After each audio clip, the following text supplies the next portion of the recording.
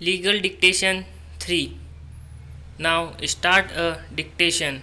1, 2, 3. Start.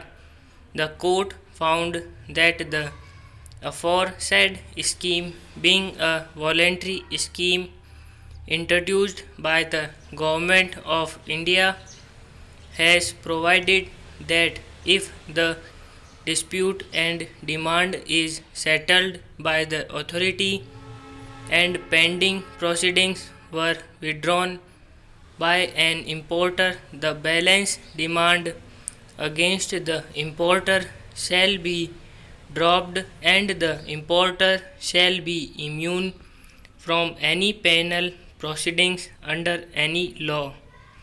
The court also came to the conclusion that under the Customs Act 1962, the appellant have been discharged and the scheme granted them immunity from prosecution.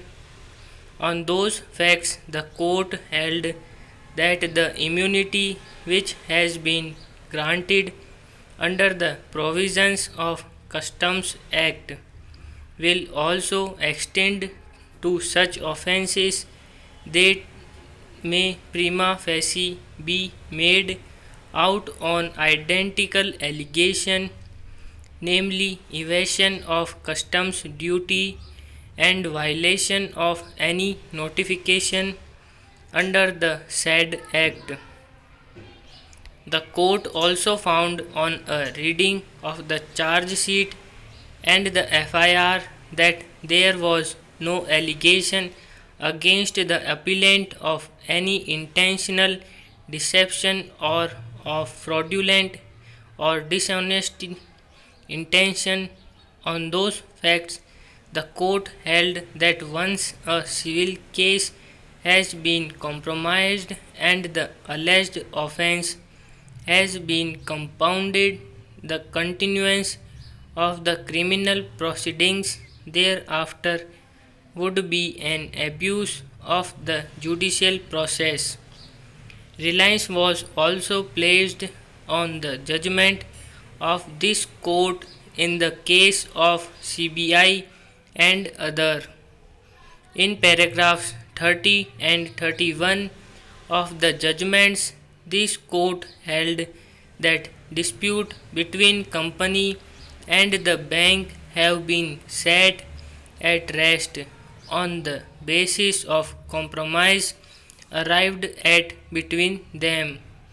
The court noted that bank does not have any claim against the company. The court possessed the question whether the power of quashing criminal proceeding was suffering from some disability.